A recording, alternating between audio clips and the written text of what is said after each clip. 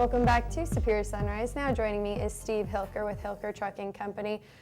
I just was talking to you. We have got a lot to talk about, but I'm going to let you go right into it. We want to talk about this trucking issue that's going on right now and the ELD mandate. So take it away, Steve. Okay, what's happening is we've got an ELD mandate, electronic logging device, that's going to go into effect December 18th of this year.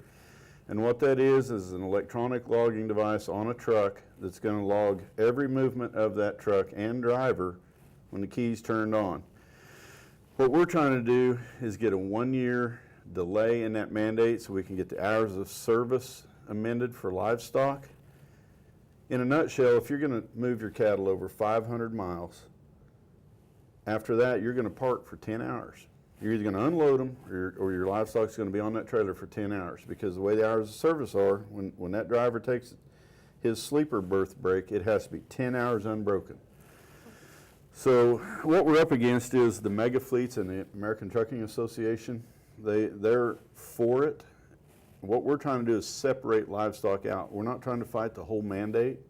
We're just trying to get livestock separated from that, because we have a living, breathing commodity. We're not hauling ping pong balls or a liquid or anything like that. So we've got animal welfare issues that nobody else has. There's a talking points petition that you need to log in. Just go to the U.S. Cattlemen's site. It's a one-click, and comment on how this is going to affect you. If you ship cattle over 500 miles, it's going to have a detrimental effect. Those cattle will be sold at a discount because they're going to have to be unloaded in transit or stopped for 10 hours, and that speaks for itself. I've got these cards I'm going to hand out. Call the switchboard, call your Senate, call often. I know that's one thing. I don't mean to interrupt you real quick, That's all but right. Charlie Cummings, world champion auctioneer, when he was in here, he was just talking to me before you came on. He said, you know, we had cattle on that were shipping from Montana to Oklahoma, so they're on the truck for 18 hours because you want to get them there. I mean, this poses a lot of problems if those trucks have to stop. You said animal welfare is one of them. I mean, costs are going to go up. Shrinking is going to be totally different. We might have 2 drivers in the truck if that's going to have to happen. I mean, things are going to change, and it's not going to be for the better.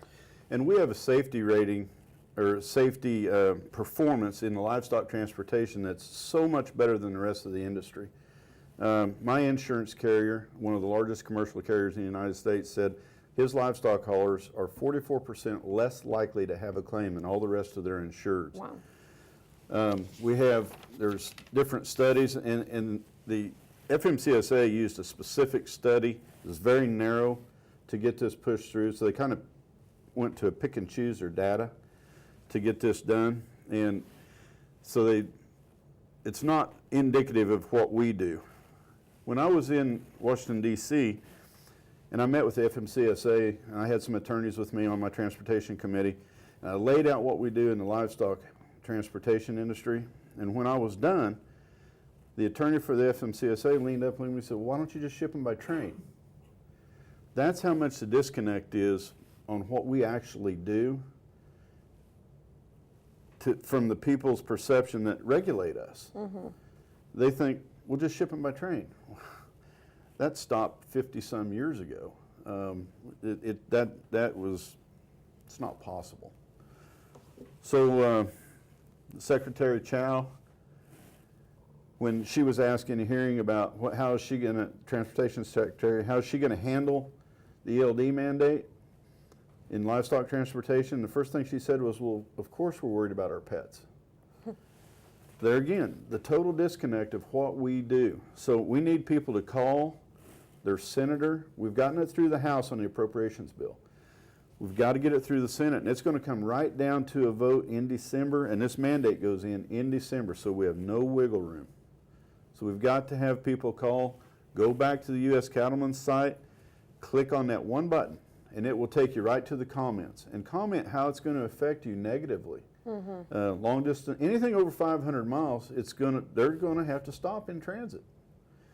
Biosecurity, if you unload it halfway back from Montana, halfway out from Florida, right now it's an A to B straight line if there's ever an outbreak of any kind of disease.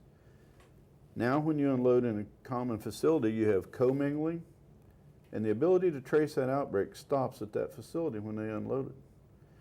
If you're a hog hauler, I don't know what they're going to. We can unload in transit if we have to. It's not ideal by any stretch.